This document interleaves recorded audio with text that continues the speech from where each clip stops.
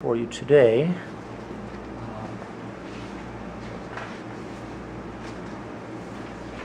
One, apologetics, okay. What does apologetics mean, Jared? Do you know? Apologia, what does that mean? Do you remember? It means, doesn't mean to make an apology, it means a what? To make a what? Defense. Defense, okay. Defense of your faith. This is a little history of apologetics. There are examples from the New Testament of apologetics, defending the faith.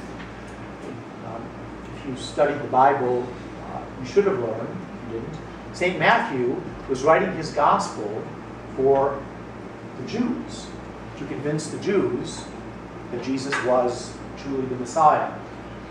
And he cites many Old Testament prophecies as a result of that, and quotes the Old Testament scriptures most heavily.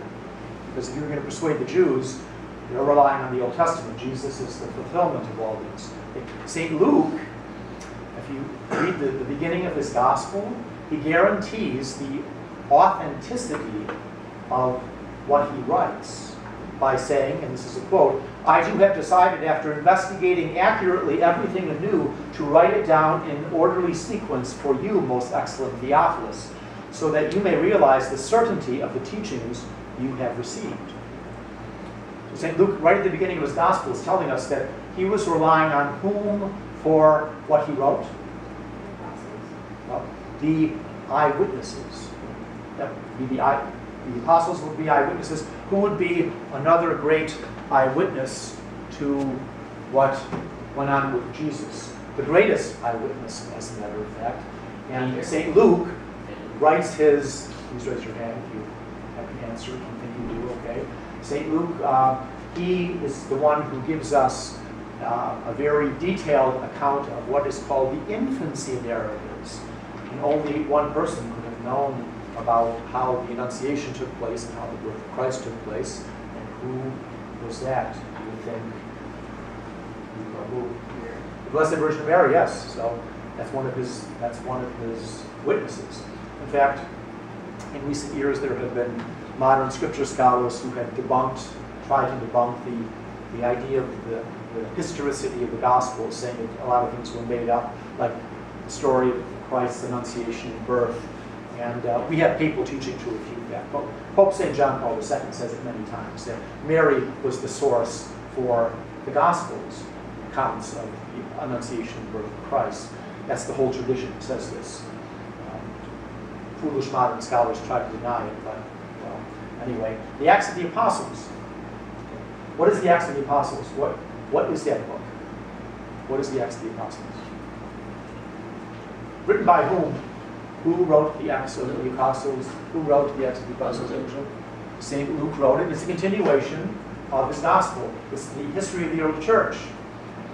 And St. Luke gives two accounts of defenses of the faith regarding St. Paul. One at Lystra, where St. Paul insists that visible creation bears witness to the existence of a creator.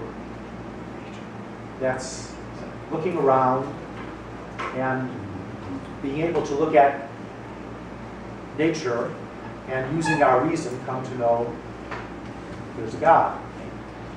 And also at Athens, where the Athenians had many statues to all these gods, and there was a statue to the unknown God. St. Paul says, "The God that you say is the unknown God, I proclaim to you is the true God." Because the real God is not made by hands, fashioned some stone. No, the real God is pure spirit. And also, another defense, I'll read it here, I penned it in afterwards. In St. Paul's letter to the Romans, chapter 1, St. Paul is talking about how with our reason we can know that God exists. He says, verse 18 through 20, "For the wrath of God is revealed from heaven against all ungodliness and wickedness of those men who in wickedness hold back the truth of God, seeing that what may be known about God is manifest to them, for God has manifested it to them. Since the creation of the world, his invisible attributes, his power, his wisdom, his providence, are clearly seen, his everlasting power, his divinity, being understood through the things that are made. And he says, then, therefore, they are without excuse who claim that they do not know God, or are disobeying the moral law, because you can figure out what basic right and wrong are too by use of our reason. So we see apologetics in the New Testament. Okay? Apologetics in the early centuries of the church. Aristides is the earliest surviving apologist. He writes a defense of the Christian faith to the Emperor Hadrian in 125, and he's showing the weaknesses of the pagan religions, and really they were trying to stop persecution of the Christians. Justin Martyr, okay, the next one, a Roman philosopher, he converted to Christianity. He wrote 2 apologies, okay, 2 defenses of the faith. And one, Emperor Antonius Pius II, a few years later, to the Roman Senate, and he pled for toleration of the Christians. Well, have you ever heard of the phrase, you shoot the messenger? The one who brings you the news, okay? Well, that's what happened to Justin Martyr, because they didn't like what he was saying. It was too convincing, so they put him to death. That's why he's called a martyr. St. Irenaeus, he was a bishop and a martyr. He wrote a work called Adversus Hereses, against heresies. In the 180s, he wrote a number of works. The first 2 against the Gnostics. Now, Gnostic means knowledge, okay? And kind of a hidden knowledge, Gnostics claimed. To be an agnostic means you're against knowledge. I really don't know if there's a God. Okay? That's what agnostic is.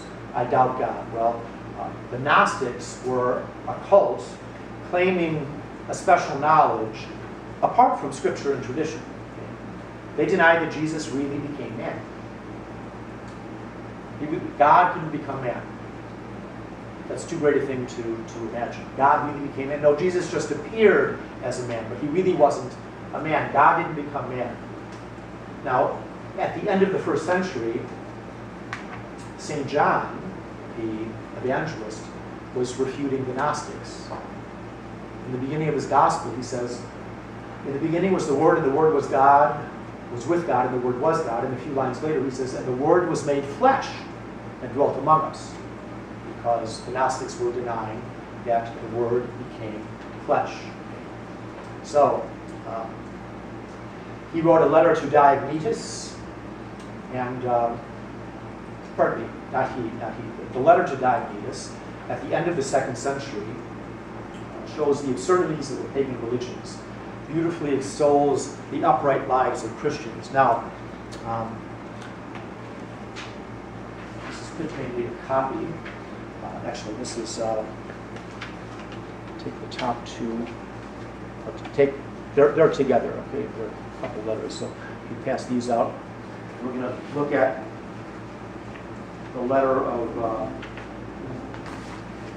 St. Cyprian after we look at the letter to Diognetus, the letter of Diognetus. Yeah. 2 sheets. That should be it.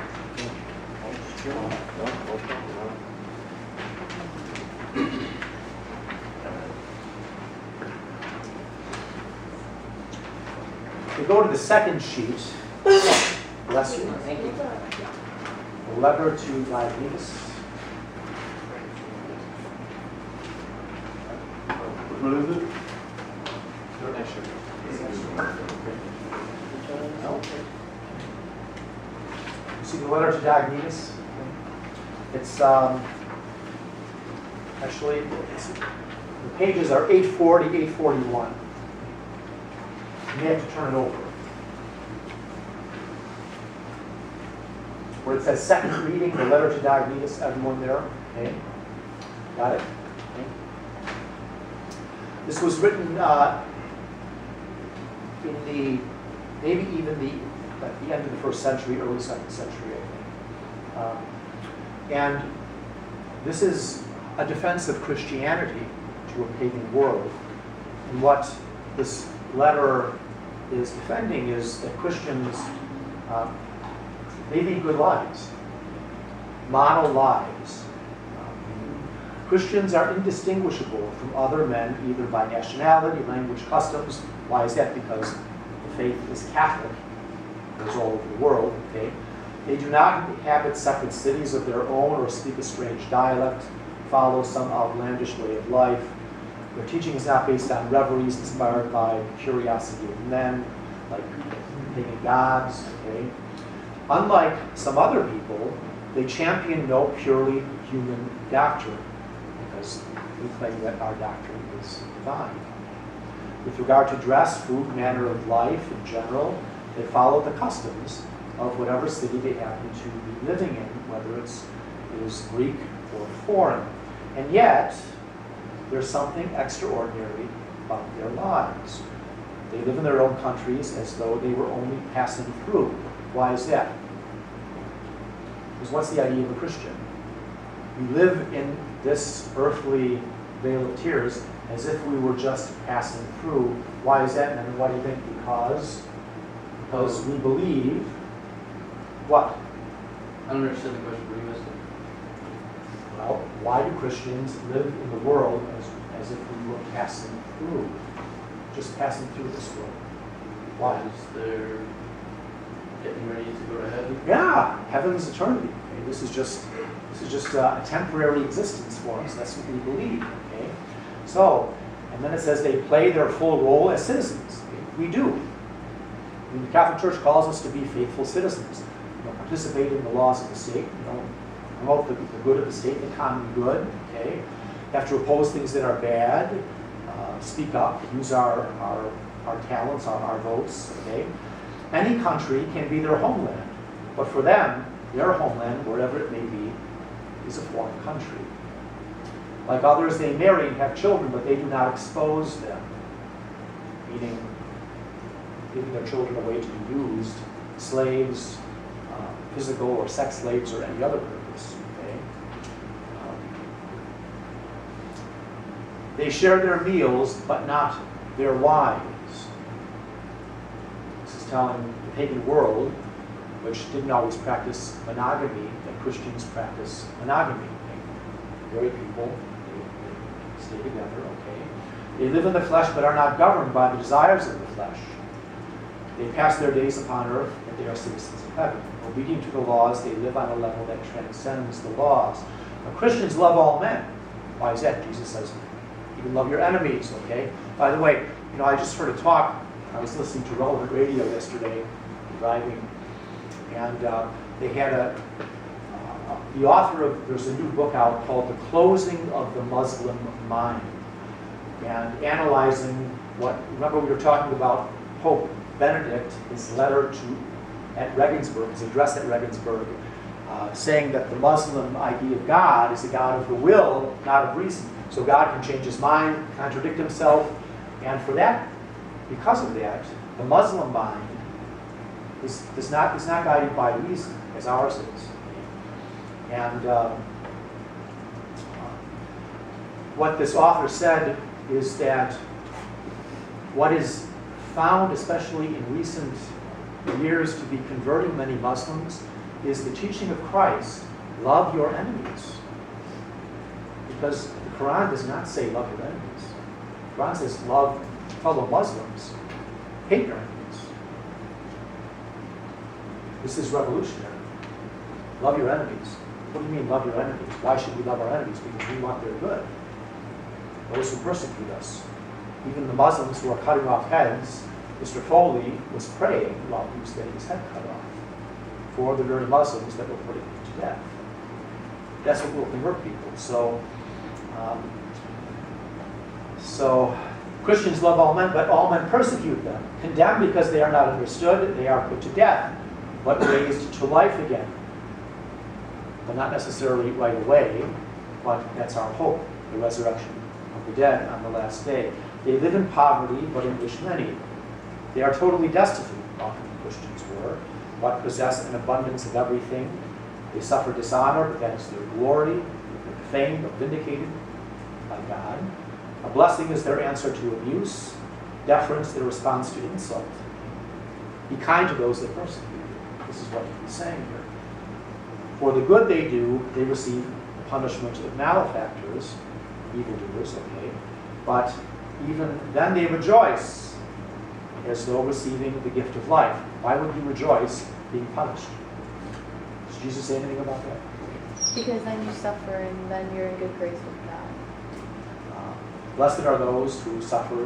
If they hated me, they will hate you. You take up your cross every day. Yes, we have to be ready to suffer. And they are attacked by the Jews as aliens. They are persecuted by the Greeks, yet no one can explain the reason for this hatred. To speak in general terms, we may say that the Christian is to the world what the soul is to the body. As the soul is present in every part of the body, remaining distinct from it, Christians are found in all the cities of the world, but cannot be identified with the world. The world in biblical, New Testament, especially in the Gospel of St. John, the world means the things opposed to God. The prince of this world is the devil, so you want to not get involved in the things of the world, the sins of the world. The last paragraph on that page, go down to there. Christians love those who hate them, just as the soul loves the body and all its members despite the body's hatred. What's he talking about here? There's a war that goes on with us because of our fallen nature. Okay? We want to please our senses, which really is against reason. So, anyway, this is one of the classic letters, defenses of Christianity from the very beginnings of the church. And if you fast forward, okay, if everyone could step straight. Okay. Fast forward a couple of centuries. I talked about St. Cyprian last week. It was, I think, or was it this week? I can't remember what his feast is on the calendar. Saints Cornelius and Cyprian, who were put to death, and he wrote a letter before he died to Pope Sixtus, who was a martyr, and his companions. And this gives you an idea of what the Christians were facing in the mid-200s, because you weren't going along with the state and what the state was saying to do. Okay? And Cyprian writes this letter, and he's writing to, I think it's a letter to, before the Pope died, okay? And he says, I did not write to your community at once, dearest brother. Brother meaning the Pope. He's a brother bishop, he's the Bishop of Rome, okay? So he's the Pope. Because all the clergy, exposed as they are to the imminent danger of being put to the test, prepared in the spirit of dedication for the divine glory of heaven, were quite unable to leave here. See, he's undergoing persecution where he's at. He doesn't have long to live, Cyprian. Okay?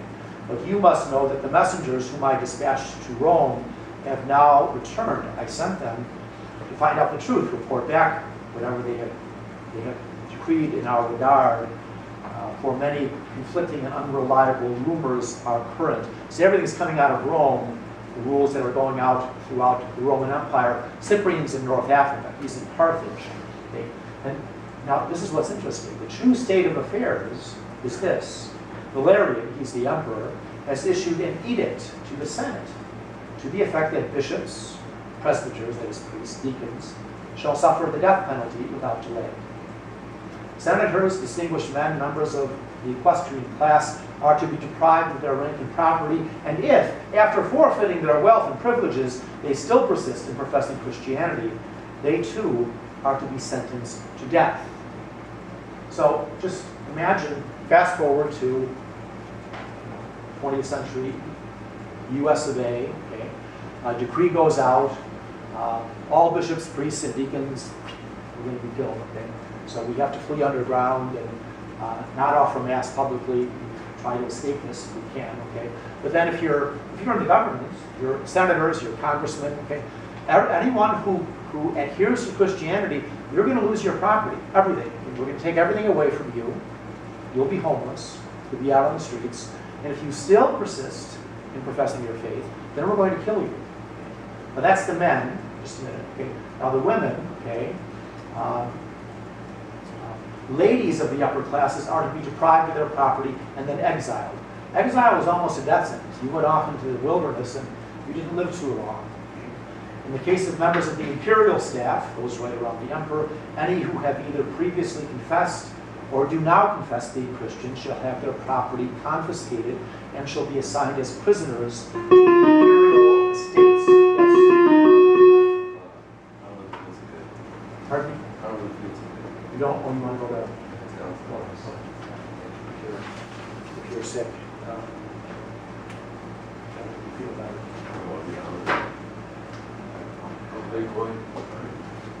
It's all right for him to say he doesn't feel good if he's sick. I don't want you to say, I feel this or feel that if you're expressing a thought. That's the difference, okay? Okay? Go on. Yeah.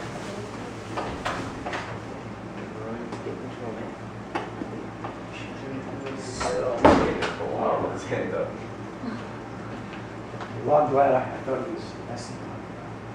Adding a comment, he didn't look too sick to me, but I took a closer look, he looked a little pale.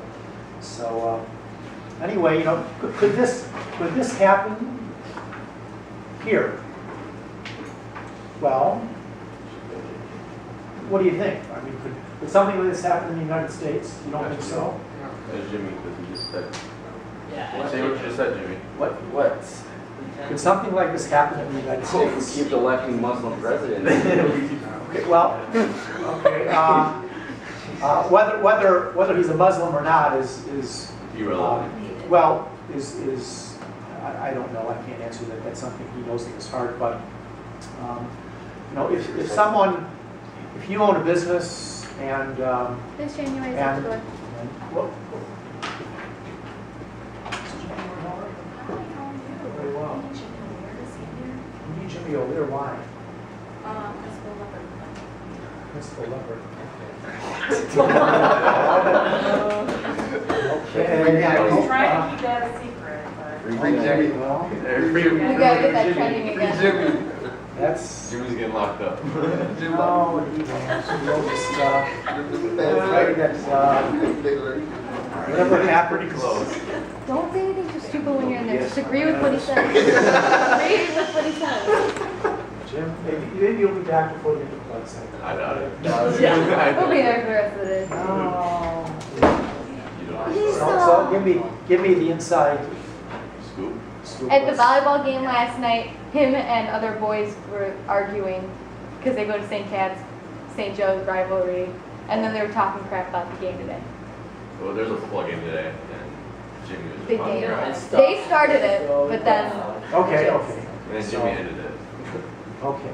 they didn't fight though. They didn't like physically fight, just like Just verbal. Verbal. okay. Nothing that bad. And then the St. Cat's guy said he was going to whoop Jimmy or something. Yeah, and then Football Jimmy game. said, oh, I just told you. Jimmy said he was Kyle. So Yeah. they're gonna like try to kill Kyle on the field tonight. Like, what was going through his mind? He's like, do you have a place? Like, yeah, I'm Kyle Cable. Yeah. Okay. Let's return. Okay.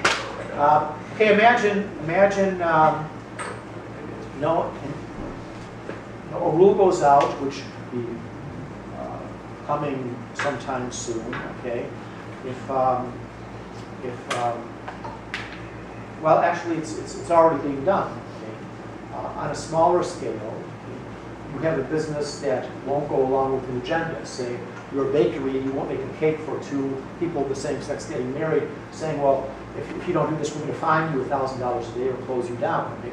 Or what if they do this to a bigger corporation in hiring people? Okay? Someone comes in, a male dressed like a female, saying, we don't want to hire you well, okay, the government comes down and says, well, no, you have no right to do this, we'll close you down, you're out on the streets. Well, are you going to go along with burning a little incense to the modern day paganism and anti-Christian agenda? Or are you going to stand fast and say, I'm not going to do this, I'll suffer whatever consequences? I mean, things like this, I read this because this is real life. And here are people, in the Roman government who were being deprived of their property and then saying, and if you still adhere to your Christianity, you'll be killed. It could happen here. It's already happening in the Muslim countries, but that's where they're fleeing. Convert to Islam or die. So this is an example of, I think, heroic faith by people who were unwilling to go along with the state. Okay? Pick up our sheet, okay, on history of apologetics. Okay? You have a question? I have a question, yeah. So if Or you comment? were to bake the cake, like that, If you were to what? bake the cake for like Oh, well, to make a cake and to make two little figures of them. Yeah, I think so. I think, yeah, you're going along with something that is objectively evil. Okay? You're cooperating with evil. As Christians, we can't do that. Okay? Here, and I'll show you the extremes. Okay.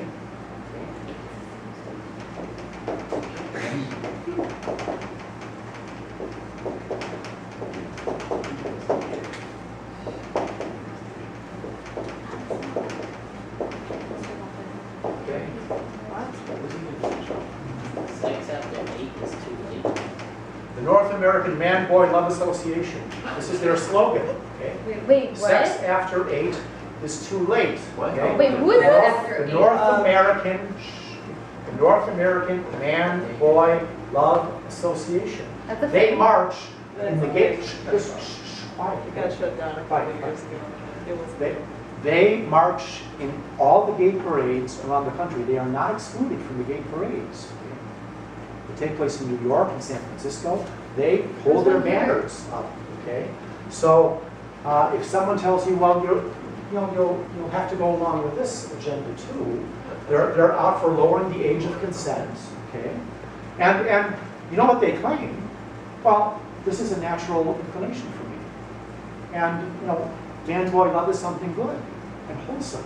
Oh my God. We introduce boys to this. They say this. Yeah, read their information. Get on the internet. Yeah, read it. Okay. So if there are no objective moral norms, well, your question, Cecilia. Okay. Well, are you going to go along with this? I mean, it's just it's the gradation of things. Okay.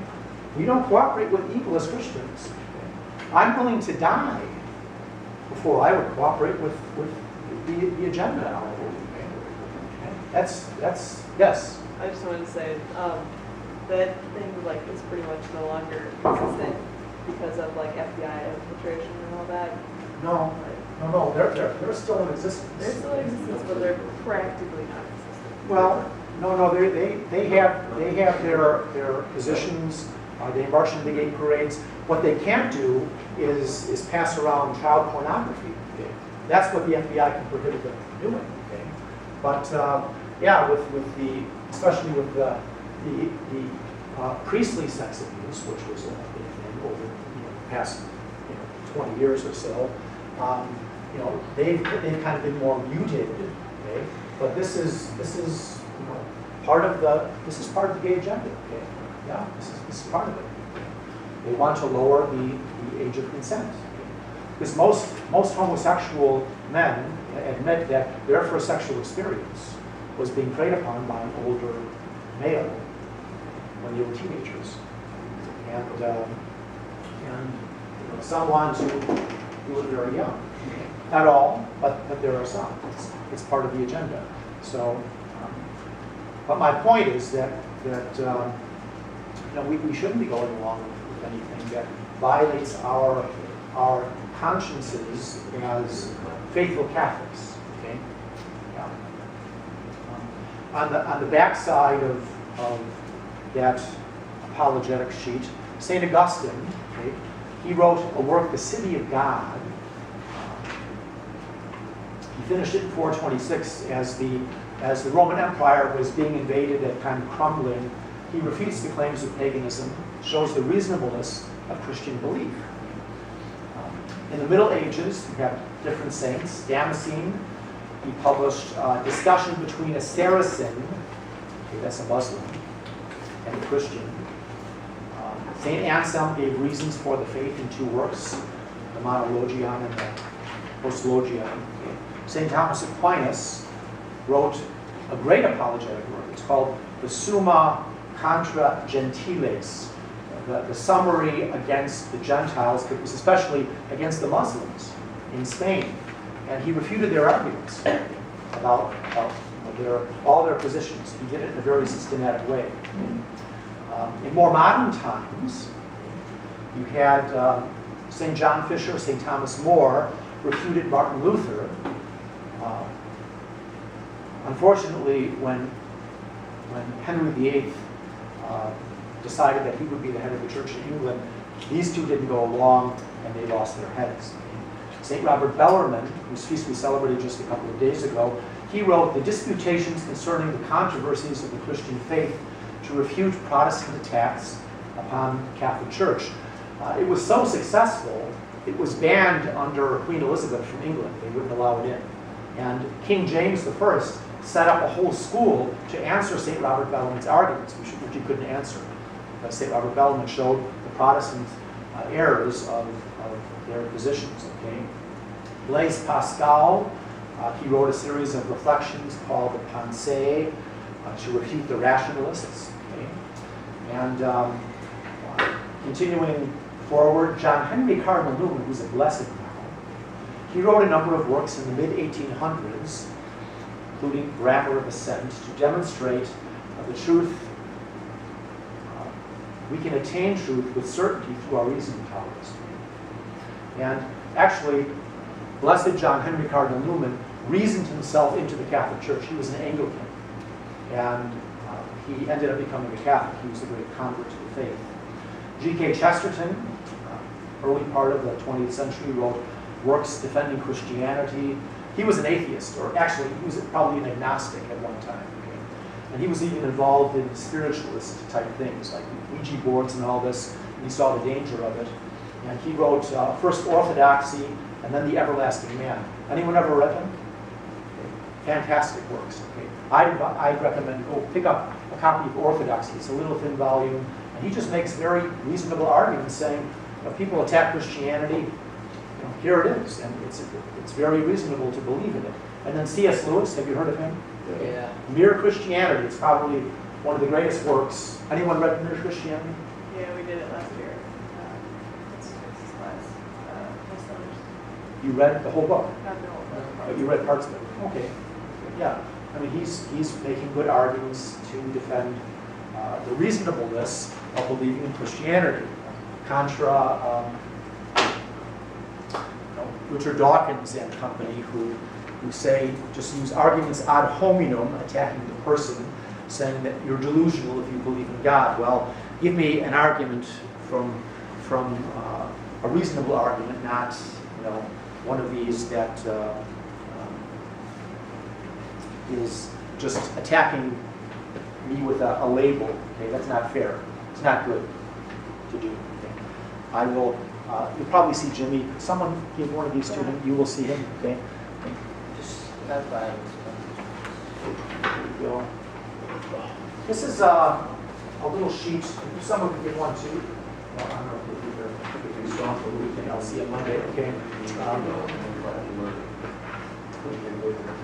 This little. Are you saving that for posterity? No. I just saw.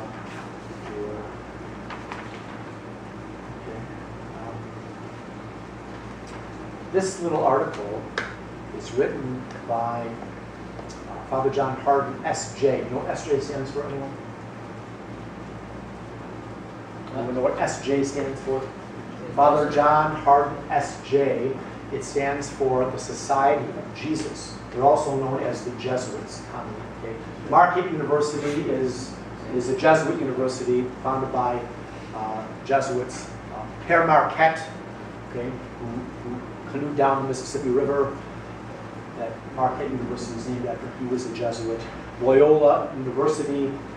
Ignatius Loyola is the founder of the Society of Jesus. Father John Harden, his cause is being put forward for canonization. Father Bob McDermott, who's with me now, because Father Reese is sick, he was working on the cause for Father John Harden in St. Louis just until recently. And Father Reese and I, we made our retreat under Father Harden. If he's ever a saint, I'll say I knew him personally. I have signed books by him. And anyway, he wrote this little article on capital sins and virtues, which is quite good. On the left-hand column, dealing with our fallen nature, which our inclination to sin is called what? This was on the test history. Okay? It's called concupiscence.